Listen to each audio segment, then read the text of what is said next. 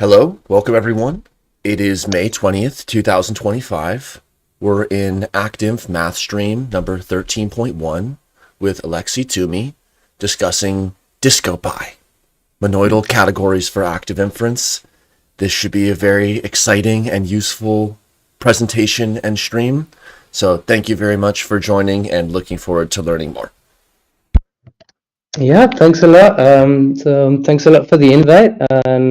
Yeah, I guess as I was saying just a couple of minutes ago, I'm very much looking forward to this talk, and it's a bit of a challenge for me, I guess, in a sense that I'm no expert in active inference, so I'll do my best at explaining what I think active inference is about, and also try to convince the audience here that DisCoPy, this Python library for string diagrams, is a promising way to experiment with active inference. So I guess most of the references I'll be using for today would be this main DisCoPy paper.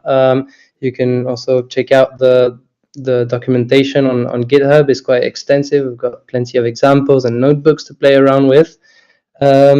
And then I'll give a small glimpse of what the DisCoPy software is used for. So this idea of QNLP, quantum natural language processing, which is what motivated the library in the first place, what I wrote my PhD thesis about. I guess I'll give some introduction to category theory, which is the sort of mathematical foundations on which DisCoPy is built. And then I'll be using mostly this recent paper from Tull, Kleiner, and Smithe on active inference in string diagrams, where essentially they use the same mathematics that I was using for quantum NLP and apply that to active inference. And in a sense, that's where I learned all I know about active inference. So I'll be giving a summary of the sort of theoretical background, and then I'll be mostly showing some screenshots from that paper to try and show how that theory applies to active inference in particular, and then we can discuss how DisCoPy could be used to implement active inference experiments. So yeah, let's get going. So I guess the main theoretical concept in DisCoPy is a box. So like we draw these boxes a lot, and I guess I don't roast coffee every morning, but I grind coffee. I brew coffee every morning, and I guess that's something that you can understand in terms of a black box where you put a bunch of inputs like green coffee beans, electricity, roast level, start signal. It could be physical, it could be information. These boxes are sort of abstract conceptual operations that just have a name, a designated list of inputs and outputs, and a designated list of a designated list of inputs and a designated list of outputs. So you've got two sets, the objects, so the things that are on the wires, and the boxes have names too, and then you have these two maps from boxes to lists of wires. So that gives you all the processes that you can talk about in your theory, and then you can translate one theory into another using these morphisms of signatures. So first, if you have a box from X to Y, you draw it with an arrow in this way. And then if you have a morphism of signature, what it means is you can translate wires of one into lists of wires in the second. And then you can translate a box in one into a box in the appropriate thing in the other. So if you have, so this should be sigma prime, I guess it's a typo, but you translate boxes in a way that respects their inputs and outputs. And so that's very useful because if you have different kinds of processes and you want to translate between them, that concept of morphism of signature is going to be the key one. And so I guess with that, you can define the set of diagrams. So that's going to be the main definition for this talk. And you start with a signature, and then you define diagrams by induction, where every box is a diagram. The identity is a diagram, and you draw it with just a bunch of parallel wires. The composition of a diagram from X to Y and Y to Z is also a diagram. So you can, if you have two diagrams, you can plug them one after the other.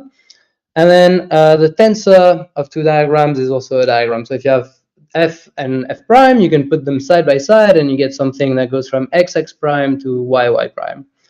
And that's it. So you can put diagrams in sequence and in parallel, and you can also do nothing. So this identity diagram. And then I guess the subtlety that we'll use here is that, well, I guess first you need to put some axioms on these. So I guess you want tensor and composition to be associative. You want them to be unital. So if you compose with the identity, it doesn't do anything.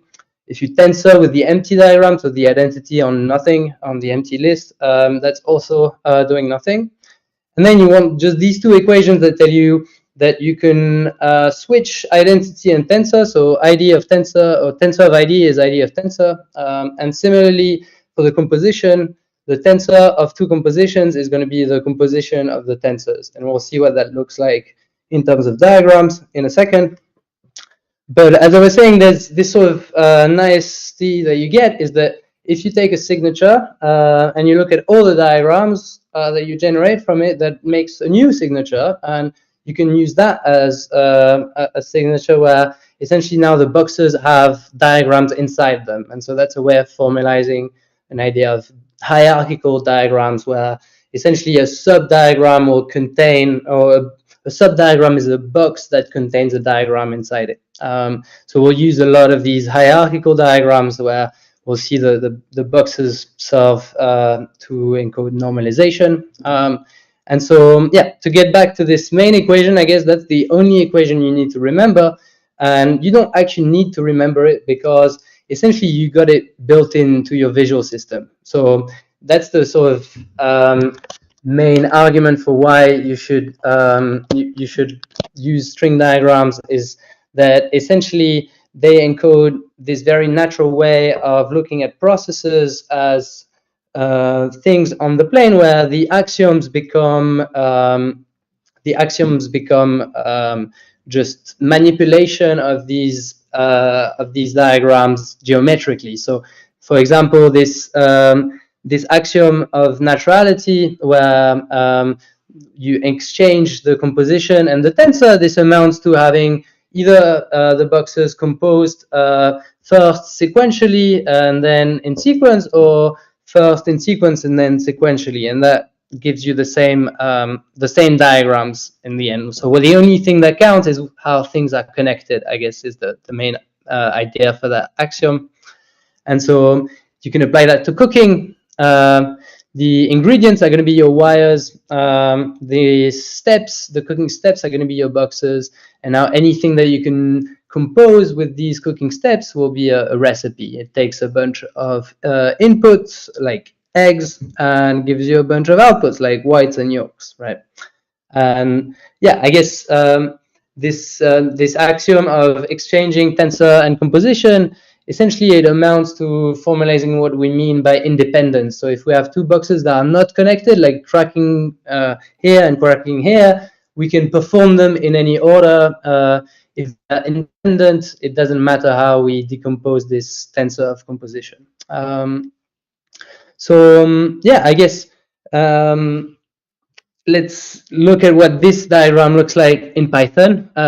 So that's the main feature of DisCoPy, is you get this very nice syntax for expressing any such string diagram as essentially as a Python function. So you start by declaring some types for the ingredients of your recipe, like egg, white, and yolk. You have a box for cracking an egg and giving white and yolk. You have these parameterized boxes, so merge. You can merge anything, so any x, and that takes two x's and gives you an x. And now to define the diagram on the right, you'll just define a Python function, declare its inputs and its outputs. And now if you take x and y for the two eggs, you crack them, you get AB is a white yolk pair. CD is a white yolk pair, so you can merge the whites together, merge the yolks together, and return. So you get your diagram and you can draw it. So this output on the right is actually what DisCoPy gives you as a drawing. And you can also write it in terms of pure operations of tensor and composition. So this at symbol is how you do the tensor, the parallel composition, and these chevrons do the sequential composition. And here you notice that we need this special box for the swap, right? Like at first with just tensor and composition, you can only do planar processes. So here you need this special swap box that takes yolk and white and gives you white and yolk. Yeah, I guess that's the sort of simplest example of how to use DisCoPy. Is you can define a bunch of types, define a composite model, composite diagram out of these basic steps, basic boxes and types, and then you can draw the result. I guess drawing the result would be the first step, and in a second we'll look at what else you can do with diagrams. So a more interesting example, I guess, in our context will be a generative model as a diagram. So on the left, you have the sort of basic example of a probabilistic model where you have random variables numbered x1 to x5. And then you have these arrows. I guess here some arrows are designated as sort of input arrows. Here on the left, x2 and x3 are sort of variables that I guess you get to control, or you can choose some distributions over these. Then you have some hidden variables like this x1, x2, and x4, and you have observed variables, right? The x5 and x3 would be the things that you can actually observe in the end. And then sort of implicitly in every such probabilistic model or graphical model, you would have a conditional probability distribution for every variable given the variables that point to it, right? And so in the world of string diagrams, these conditional probability distributions become the important thing in a sense. Like I guess here the labels, you could almost forget about these labels x1 to x5. They help to make the correspondence here, but the actual important operations are these conditional distributions. So x1, well, you need a distribution on it. It's this latent variable. So that's going to be your a, is going to be a prior on x1, and then you need a distribution for b that gives you x4 based on x1, x2. You need a distribution C that gives x5 given x4, x2, x3, and so on. And then here you also need this important operation that does copying, right? So here the variable x2 will be used in the conditional distribution for x4 and for x5. So you'll feed it to B and you'll feed it to C. So you need to copy it, right? You need to broadcast this whatever input you feed in here, right? And so if you take a distribution that's non-trivial, well, this will create some correlation between those distributions, right? And so at the end, what you get are the observed variables, which are these outputs of your diagram. And so you get this sort of mechanical translation where every probabilistic model can be faithfully encoded as such a string diagram. The wires are the random variables. I guess the subtlety here is like the wires up to this copying, right? So here the variable x2 appears twice, so you need to split the wire in some formal sense. The boxes are conditional probability distributions that define your model. And the diagrams are the generative models themselves, right? So here's what the same code would look like in DisCoPy. Again, you're going to instantiate a bunch of types for x1 to x5, and then you're going to have these boxes A, B, C, and you can define your model as a Python function that takes a bunch of variables and just does the usual thing. And I guess the magic of these Python decorators is that your function here is not going to be interpreted as an actual function. It's going to be executed sort of symbolically, and these variables x2 and x3 are going to be turned into the input wire of your diagram, and then these x5, x3 will be the output wires of your diagram. And so in a sense, what DisCoPy gives you is a sort of domain-specific language where you can write any such generative model, and you will get a data structure for it. So I guess today I won't have much time to get into the data structure underlying these, but I guess there's sort of two main ways of understanding these diagrams. Is the first one is as a sort of sequence of layers where each layer of your diagram is like, for example, this first layer, you've got a box A in parallel with copying, in parallel with another copying. The second layer would be B in parallel with a bunch of identities, and the last layer would be C. So this sort of list-like representation is very convenient for drawing. And I guess if we go back to our cooking example, this is why you get to see these sort of stacking of boxes. Is essentially it's more convenient to have one box at each layer. So you just get a list of these guys, a list of operations that you perform. And then there's sort of the graph-like representation, which is the more natural one when you think of a graphical model. They're called graphical because it's a graph, right? So I guess DisCoPy gives you this ability of going back and forth between graph-like and sort of list-like. And the list-like operation is also how you define the evaluation of these diagrams. So we'll get to see that in a minute. These diagrams, you can draw them, you can store them as combinatorial representations of graphs. And I guess the main point is you can evaluate them and you can do experiments with them. So let's get to that.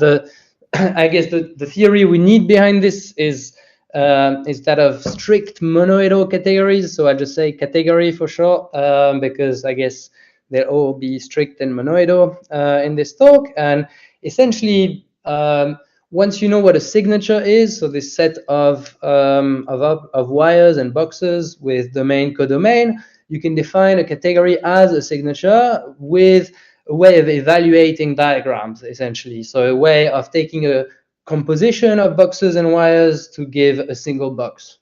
So first, you need a way of interpreting identity for each object. You need a way of interpreting composition, and you need a way sequential and parallel composition, right? So now essentially a category will be a concrete way of interpreting these diagrams. And I guess the key sort of structural theorem for, well, okay, let's first look at some examples. So I guess the main example we've seen so far of a category is the category of wires and diagrams, where the objects are these wires, the lists of inputs or outputs, and the diagrams are this composition of boxes that you can represent combinatorially as graphs. And then I guess the most natural interpretation of these, if you come from some sort of mathematical background, would be to think of sets and functions, right? So every box will be a function of its input wires into its output wires. So you think of Cartesian product, or you get a multiple inputs and you get multiple outputs. I guess sets and relations are super interesting too. Instead of so I guess in that case you can do a lot fancier diagrams if you think of relations. So you don't have inputs and outputs anymore, but you can essentially think of them going both ways. Then I guess, yeah, the main example of these monoidal categories was to do linear algebra, to sort of formalize things that physicists were already doing, drawing diagrams, linear maps as diagrams. So I guess that's the main example. And in our case, what we're interested in will be more something like the category of measurable spaces and stochastic maps. So we'll think of each wire as a measurable space, with the product space being the tensor, the operation that puts wires side by side. And then a box will be essentially a stochastic map that takes a product space and gives you a new product space. And so I guess with this interpretation in mind, essentially a graphical model, a generative model, is precisely a diagram with an interpretation in stock. So I guess, yeah, then the main way to formalize this idea is essentially to define what's called a functor. Is going to be a morphism of categories, so something that translates a signature into another and also preserves identity, composition, and tensor. And then you have this sort of main theorem that tells you that diagrams are the free monoidal category. So what this means intuitively is that if you want to define a functor from the category of diagrams, the only thing you need to do is to define an interpretation for each wire and an interpretation for each box. So on the left-hand side, you've got all the functors from C, sigma to D, and here you've got all these sort of much smaller objects where essentially you just need measurable space for each of the wires and a stochastic map for each of the boxes, and or conditional probability, and now you get an interpretation for each composition of these. So that's sort of the structural theorem, the sort of foundational theorem that justifies why are string diagrams the right data structure when you're looking at composition in sequence and in parallel. Any such composition is a diagram. And so I guess with that theorem in mind, like on the right-hand side, you've got something that you can represent as a small data structure that is you just need the representation for a stochastic map for each of the boxes in your diagram. And on the left-hand side, you've got the sort of algorithm that's going to take these diagrams and compute their meaning by plugging these distributions together and essentially performing inference. So on the right-hand side, you've got something that is sort of data-like. On the left-hand side, you've got the algorithm that's going to compute that data to give you inference algorithms.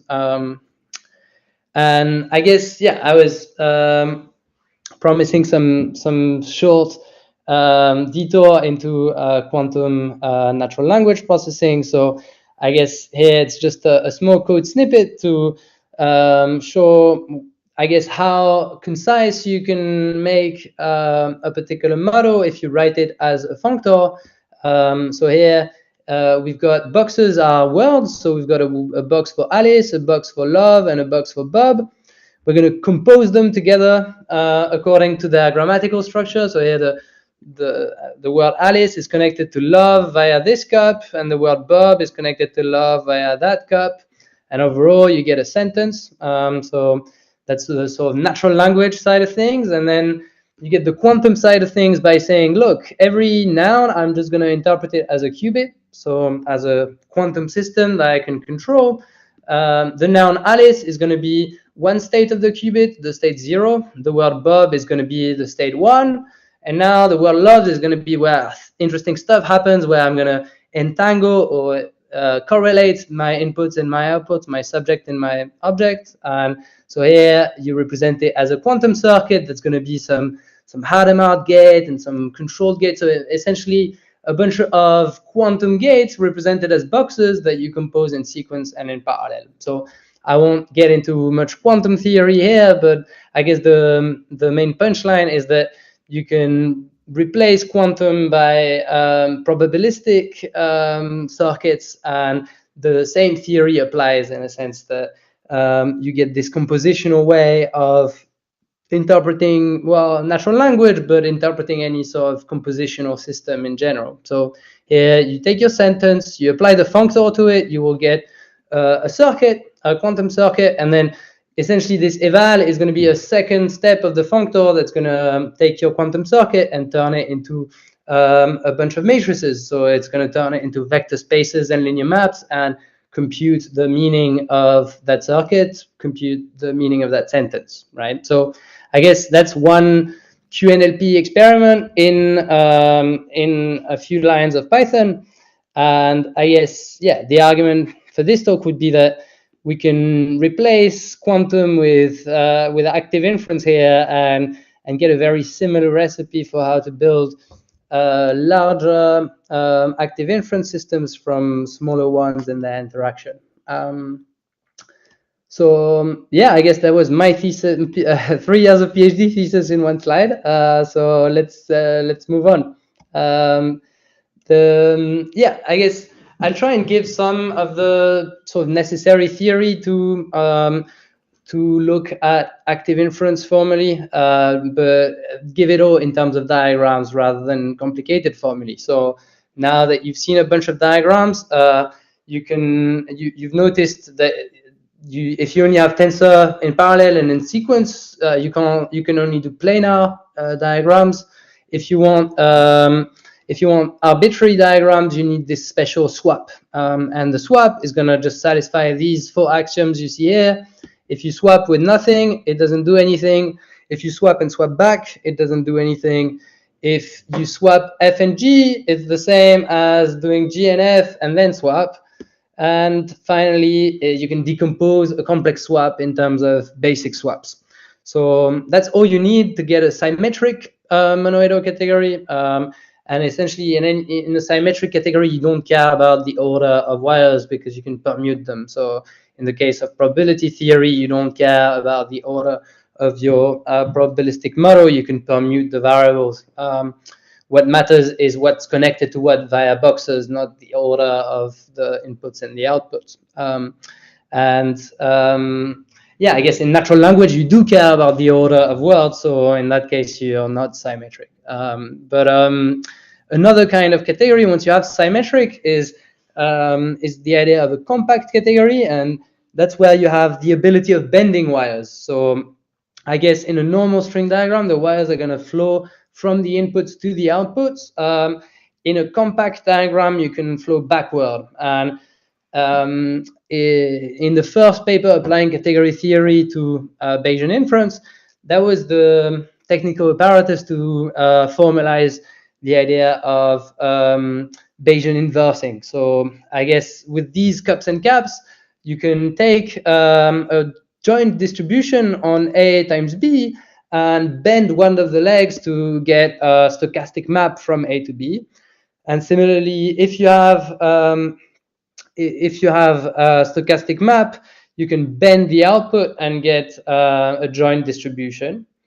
And now, if you have a stochastic map from A to B, and you have a prior on A, so I guess that's the little trick that they had to hide, is this little box, this little black box on the cup here.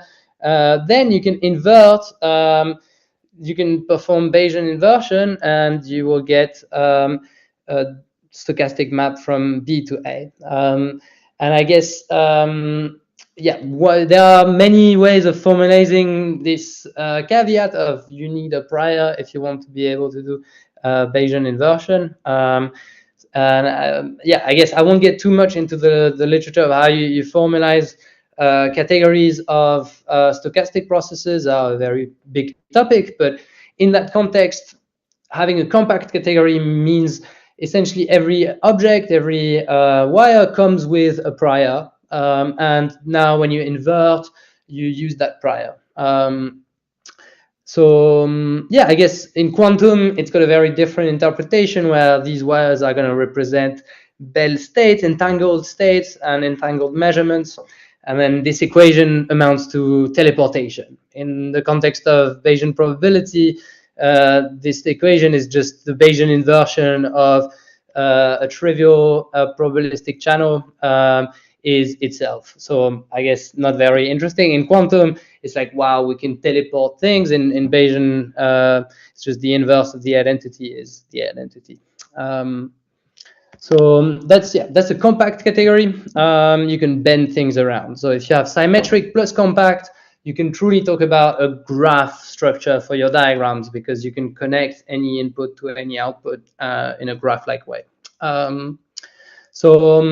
Now, I guess an important ingredient we've seen for defining a generative model is the ability to use the same variable in multiple places. So that's formalized in terms of these comonoids. So you have an operation that splits a wire, and it's co-commutative. So if you split and then you swap, it's the same thing as just splitting.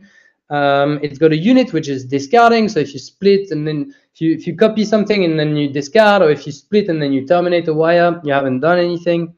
And it's co-associative, so it doesn't matter if you copy the left-hand copy or the right-hand copy, you get 3 identical copies.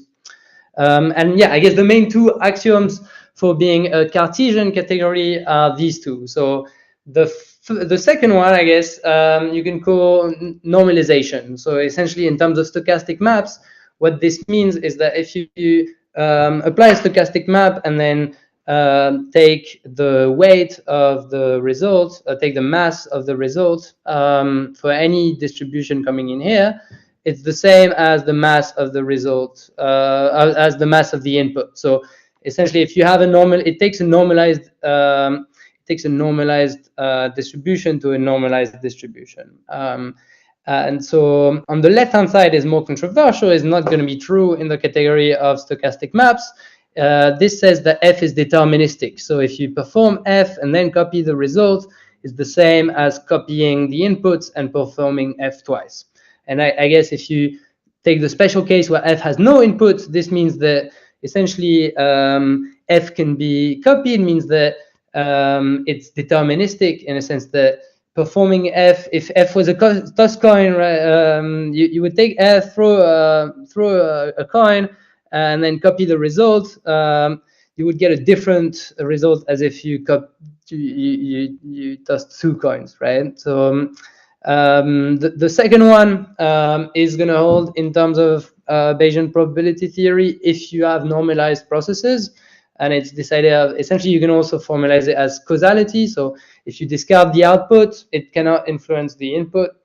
Yeah, the first one is essentially what brings you back to the world of deterministic processes. So it's a good way of characterizing which stochastic map is in fact a deterministic one. And so if you have these 2 axioms, you're called the Cartesian category. If you don't have them, you're called the copy-discard category. And so I guess in our context, we're really interested in copy-discard categories where these 2 are different processes. And yeah, I guess what can you prove at this abstract level of generality is a really nice no cloning theorem, where you don't need to assume any complex numbers or any quantum stuff. And in fact, it holds as well in the context of probability theory. And I think it's called the no broadcasting theorem in that case. But the idea is that you cannot have both cups and caps and copying. So here, I guess you assume that you have cups, and then because you have copying, then the copy of a cup is also gonna be 2 cups, right?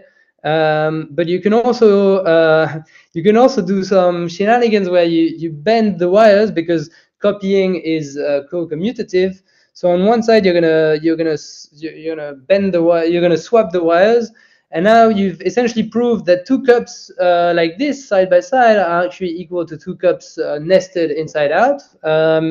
You bend all the legs, and you get that a swap is equal to the identity, which is basically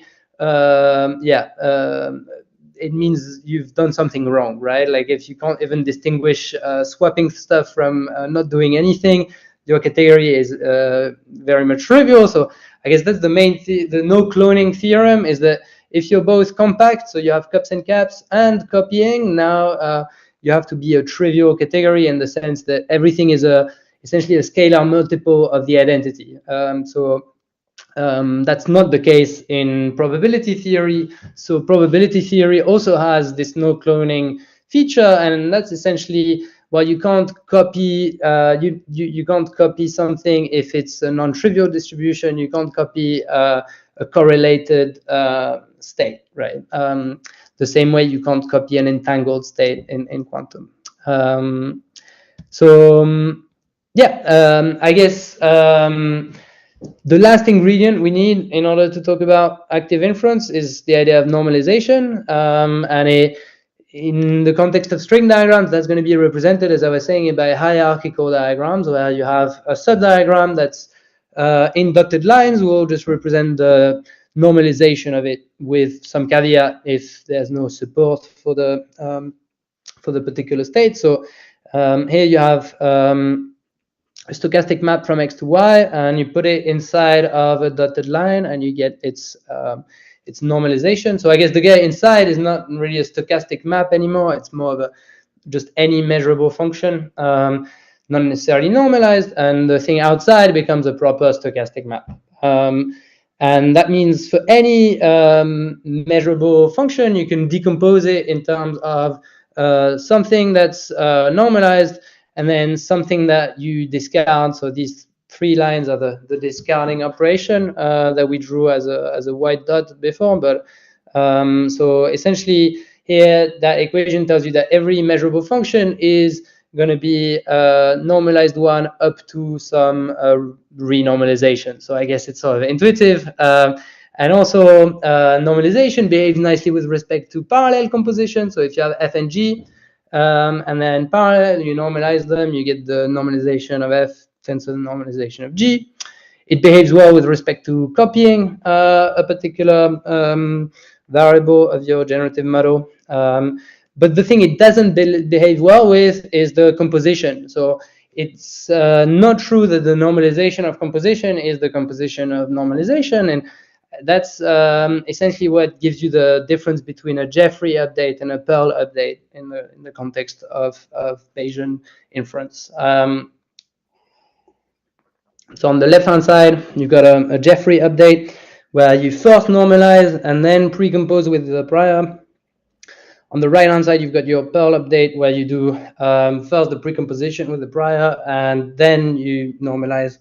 And so I guess here on the left, if you want to obtain something normalized overall, you will need to renormalize. So like you get 2 normalizations. On the right-hand side, you only get 1.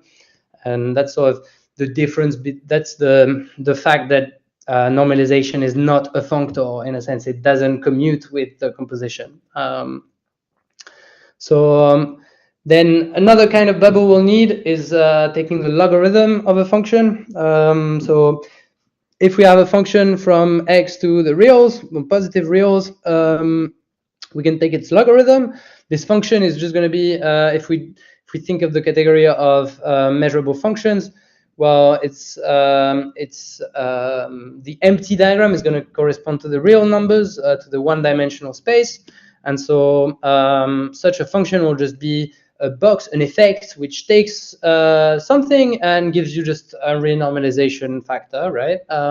And now if you have such an effect, you can put it into a green box and you'll get the negative log of it. So that's sort of a mere sort of notational gadget. And essentially, yeah, it only becomes interesting if you start using it inside a more complex diagram where this green box will not commute past the composition and will give some interesting hierarchical structure to your diagram.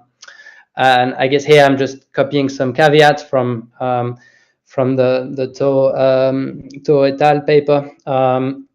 And yeah, I guess they give some pointers to some interesting category theory that could be formalized to explore these log boxes further. But in our context, what we need them to is essentially, we just want the nice properties of logarithms. So if this copying operator acts like essentially a product, then we want that the log of a product is the sum of the logs. So you get this sort of nice operation, nice homomorphism property of the log. The discarding operator acts like the unit of this multiplication. So the log of the unit will be 0. And then you get this nice product rule, this sort of Leibniz rule for the logarithm of a tensor product. In that sense, will be the sum of 2 tensor products. So that's also the kind of equation you'll find in a sort of automatic differentiation framework, where the gradient of D tensor E is going to be the gradient of D plus the gradient of E. And finally, if X is deterministic, so that's what they call sharp states, then it also commutes past the log. So you get these nice property of the logarithm, which allows to take a diagram with these green boxes and sort of massage them into a sum of diagrams. And finally, you can define this notion of open variational free energy, where instead of looking at the free energy of a closed model, so something that wouldn't have an input I here, so just a joint distribution over states, internal states and observed variables, you have this idea of an open model. So you have some of the inputs that you can control, and now you can define the free energy of this model with respect to joint distribution on the inputs with respect to the and the internal state, and a prior on the observed variables. And here's the formula. So I guess that was sort of the main point of the paper, was to build all this categorical apparatus to get to the point where you can just draw the definition of free energy as diagram.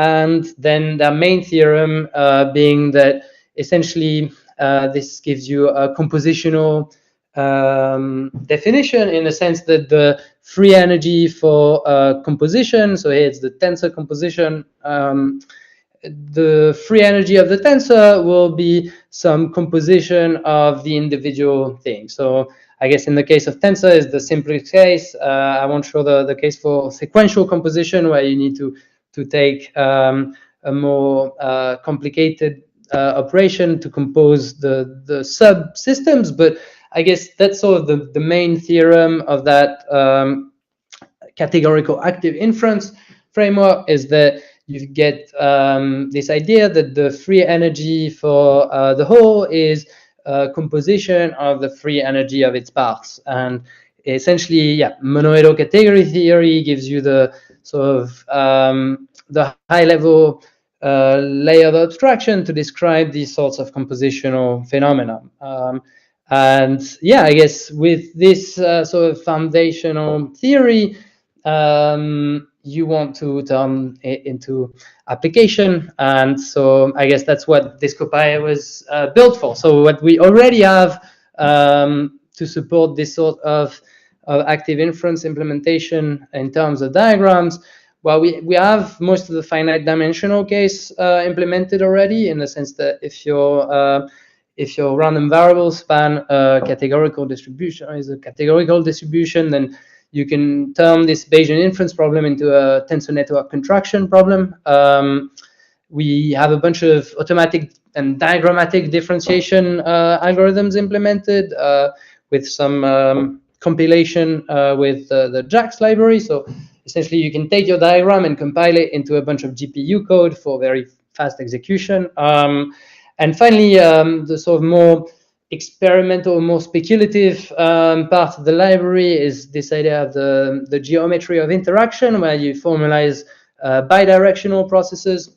So sadly, I won't have much time to get into that side of things, but there's this very interesting idea of a Bayesian lens, where you have these bidirectional operations that also have some stochastic side to them. So essentially, you can talk about updates, about the forward part of your process being some inference and the backward part being some update. And this geometry of interaction will give you a way of composing these updates together in a compositional structure of Bayesian inference. So we already have the sort of purely abstract implementation of this geometry of interaction. What's missing is sort of plugging these two things together.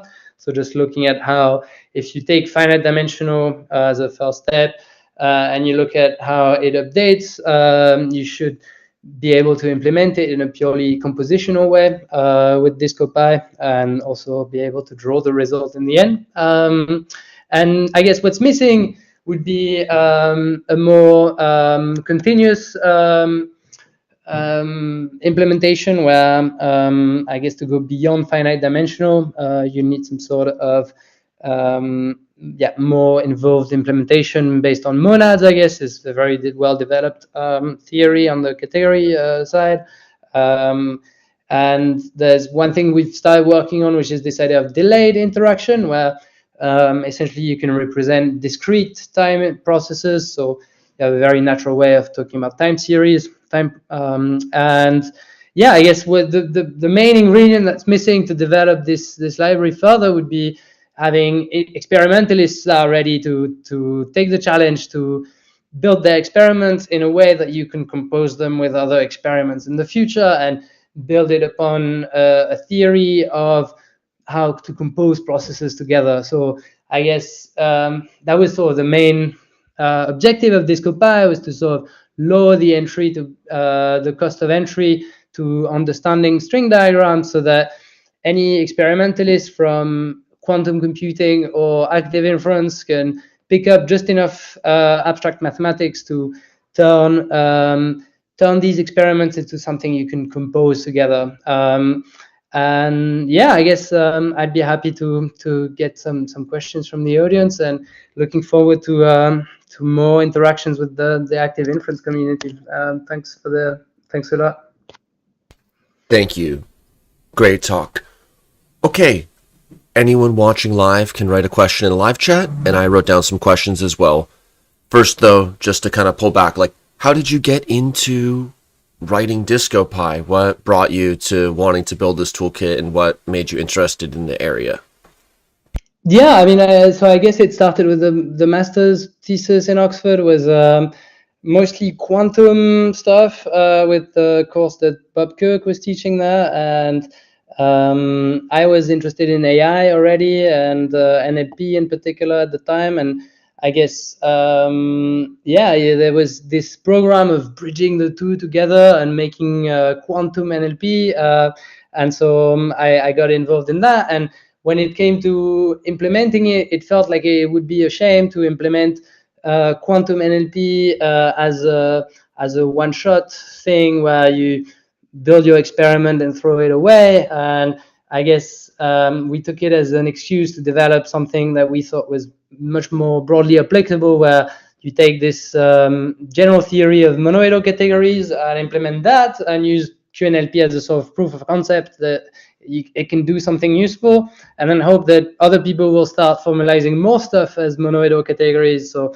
I guess this paper from Tull et al. Came much after the thesis, and I guess they took active inference as something that you could formalize with diagrams too. So yeah, I guess QNLP was a bit of an excuse to get into some very cool maths and to develop some cool software to back it up. And now I'm sort of looking forward to seeing other ways to apply this software. Awesome. Okay, I'm gonna read and answer one question from the live chat, and then I'll ask you a question. So, Divital wrote, "Is this under a specific group project at Active Inference Institute, like ontology or other project?" So just to briefly address that, it could be super relevant for ontology. We could use the active inference ontology to extract natural language descriptions of generative models, for example, represent them in DisCoPy. So it could be a tool used in ontology project, or it could be spun up as a category theory project, as we've done in the past when we, for example, focused on some of Toby St. Kleiner Smithe's work. So everyone's welcome to get involved and reactivate projects as they are excited by it. This is definitely something exciting. So let me ask you this question. How do we connect the properties of diagrams, for example, the ability to swap, capture causality in the arrow of time, cups and caps and all that, with the features of cognitive systems which we're interested in? Like, how do we know which kinds of formal constraints are overkill, non sequitur? How do we really like reconcile and build with the right formal systems when we're dealing with embodied cognitive systems that don't, on a first pass, have those kinds of constraints? Yeah, I think that's a super interesting question, and in a sense, like, not being an expert in active inference, I don't feel entitled to really say what are the properties that you guys are interested in. But I guess as a sort of parallel to other ways diagrams have been applied in particularly in quantum, I felt like one interesting way to look at diagrams is to look at them in terms of combinatorial structures that have some structural properties that you can exploit to turn the computational problems associated with them into tractable problems. So I guess maybe as as a bet, I would say that characterizing which models are efficiently simulatable or not is sort of a key question that you ask yourself when you get to build a model of cognition in general, in a sense that if you cannot simulate it, if you cannot build an efficient implementation for it, then it's likely that the brain isn't going to be working that well. In a sense, the brain is efficiently solving this cognition problem. So behind it, there must be some sort of tractable algorithm. And I guess there's a way of characterizing which problems will be tractable by the shape of the diagrams associated with them. So one particular way this happens is when you look at tensor networks. If you can bound the width of your diagram and make it look like it's almost a tree, and you have this idea of bounded tree width, where you can show that your network has some sort of hierarchical structure to it, where it's shaped in terms of a main root that splits into branches. Even if these branches are thick, in a sense, it's not necessarily a tree, then this bounded tree width will give you a bound on how hard it will be to compute this tensor network. So in a sense, from the sort of graph structure of your diagram, from the fact that this graph has a nice decomposition, you can exploit that fact and turn it into an efficient algorithm to solve inference on that model, to contract the tensor network in the case of physicists. But I think this general principle applies in a very broad range of cases, and there's some like very deep intersections with complexity theory, where I guess this P and NP question is all about like how do you separate between things that you can solve efficiently or not, right? So diagrams give you an interesting way of looking at this P versus NP question, where the I guess you can try and tell apart these two classes by looking at the shape of diagrams that represent these problems. Awesome. Okay, so what makes the variational free energy open or not open? And then some more VFE related questions. How did you connect that to the log properties, since of course the free energy is used as a bound on log probabilities as surprise?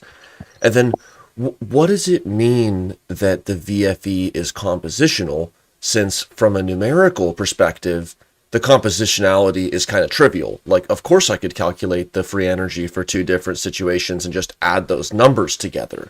So what do we really get with the semantics of composition that go beyond just calculating two numbers and then adding those two numbers?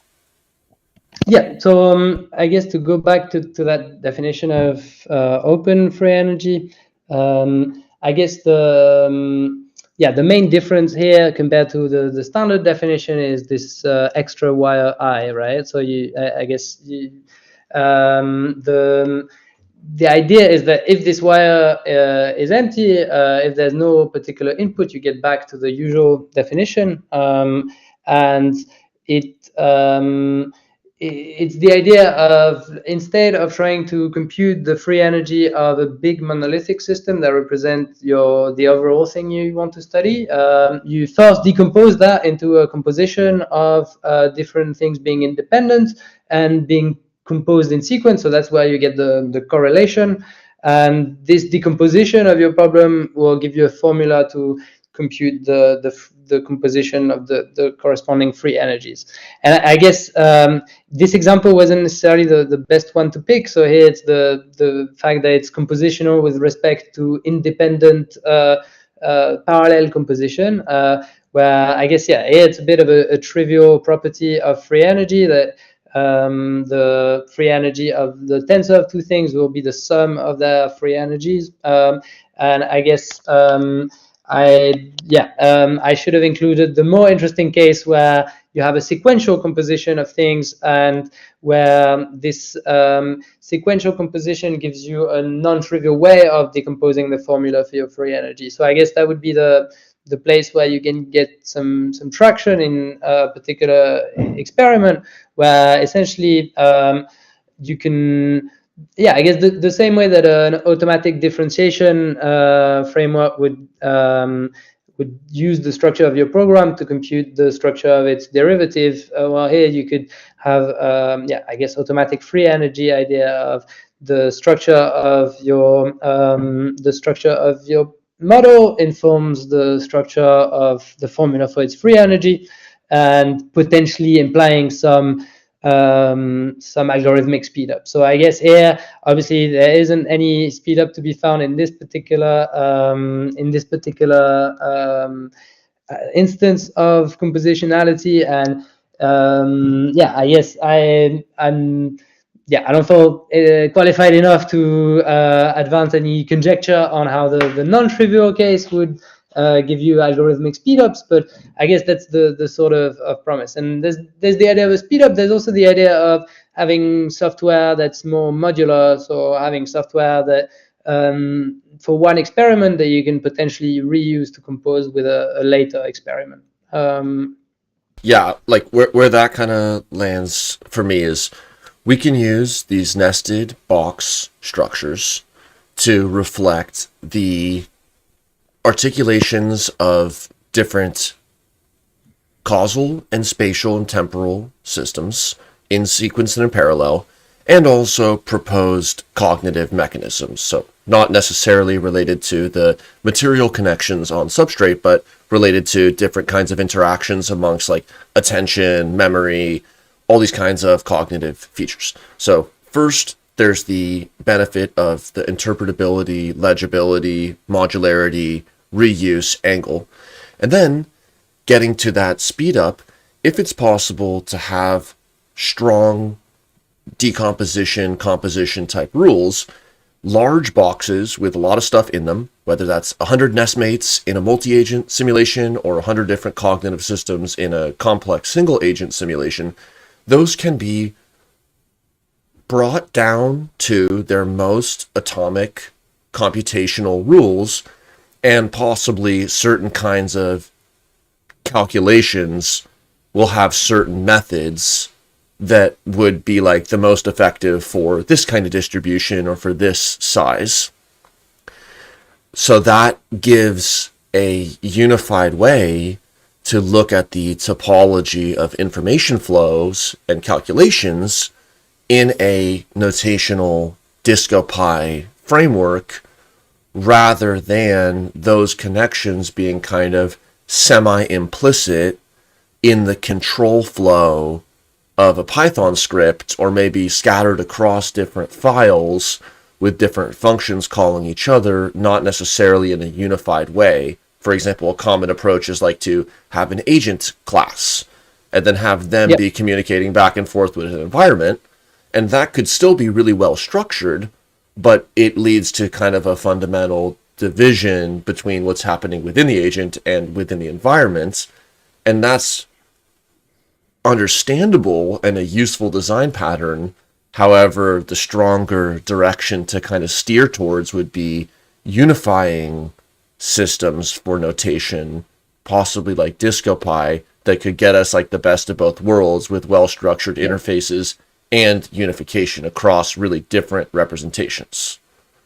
Yeah, I think one important aspect is this idea of separation of concern between syntax and semantics, where you want the ability to describe your models in a syntactic way that will be reused in different cases with different semantics in mind, different ways of computing inference on the same diagram, right? And so with this idea of separating, you have the diagrams on one side that represent the description of your model itself, and then you have the functors that describe the computation you do on that model. And I think this separation of concern means that, well, you can compose the syntax together and compose these descriptions to form a larger description, and then that way of building your model will inform the computation side of things. And I guess, yeah, speedups are sort of one of the theoretical results or experimental results you could get out of this. And I guess, I mean, other ways of thinking about it, I think when you're talking about topology, it really feels like there's some connection to be made there, in the sense that a lot of what people do with these diagrams is try and embed them onto some topological space where your computation doesn't live in the abstract anymore and is actually embedded in a particular space. And I guess for physicists, this will be like embedded into space-time, you know, so you will have like these relativistic quantum mechanics ideas where you have quantum processes on a manifold for your space-time. But I think that a similar idea can be used to take your abstract description of a generative model and embed it onto an actual topological space, which is the sort of space-like organization of a particular brain or a particular machine, right? Cool. Yeah, I think of the saying, slow is smooth and smooth is fast. Like the speed up sounds like it's going to be the pot of gold at the end of the rainbow, but actually the modularity and the legibility of the software is what is going to get that infrastructure grade, long-term templated reuse of cognitive models. And if those take slightly longer to run than some super special case optimized situation, first off, we're only going to get to that optimized runtime from the modular design. And then in the end, I think it's going to be the compositionality that leads to ecosystems of components that are effective. And then speed can be sort of a secondary consideration that's runtime and situation specific.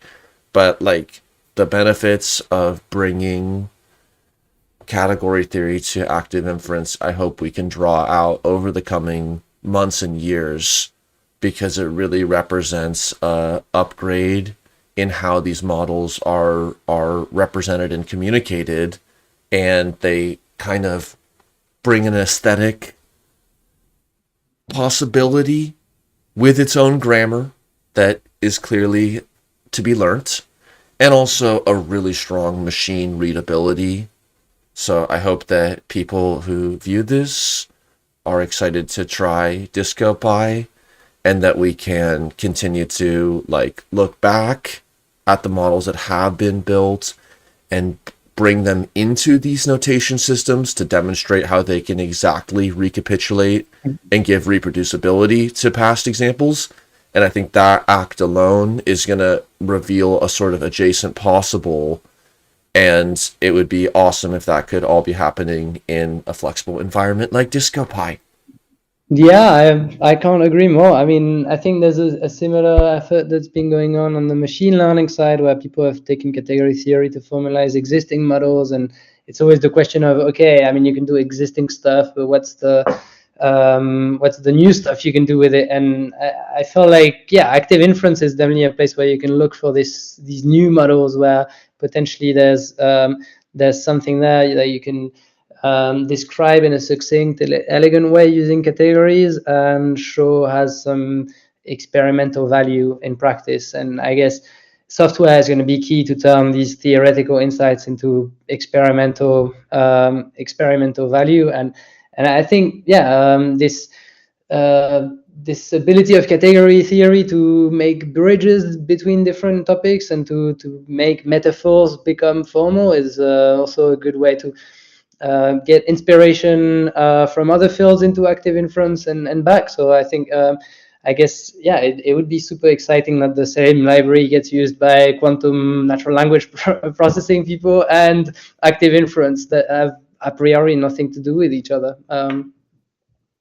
Cool. Well, do you have any last comments? And also, like, what directions are you taking it now with the package or just in your own work? Yeah, I mean, I guess we're looking very much for contributors, especially people who can bring projects to apply the library in new directions. And so please get in touch on GitHub or otherwise, and we'll be very happy to welcome new people to the DiscoPy contributors. And in terms of new directions we're pushing it in, I guess, the sort of education effort is something we're trying to invest a lot of time in. So we spend a lot of time writing documentation, examples, notebooks. Hopefully, will lower the barrier to entry to something that's quite scary at first. I mean, category theory is one of the most intimidating topics out there. So making it more childish and talk about snakes and spiders and sort of making it fun is a part of it. And I guess, yeah, in terms of development, I think there's a lot of work on category theory for probabilities. And I think that has a very strong connection with functional programming. Like, I guess there's this monad Bayes library in Haskell that implements a lot of Bayesian inference in terms of monads and very elegantly in terms of category theory. I think some of that could be ported to Python and built into DisCoPy so that you could potentially, go beyond sort of toy examples where you have a bunch of categorical distributions and go into something where it's, a very powerful system that can handle all kinds of Bayesian inference problems and in the same sort of nice looking diagram world. The future is diagrammed. Yeah, that's, I mean, matrices were the maths of the 20th century. Diagrams will be the maths of the 21st. Cool. Thank you very much. Looking forward to learning more and appreciate all the work and the outreach that you all do. So, yeah, thanks a lot for the invite and hope get in touch very soon. thank you. Bye. Take care.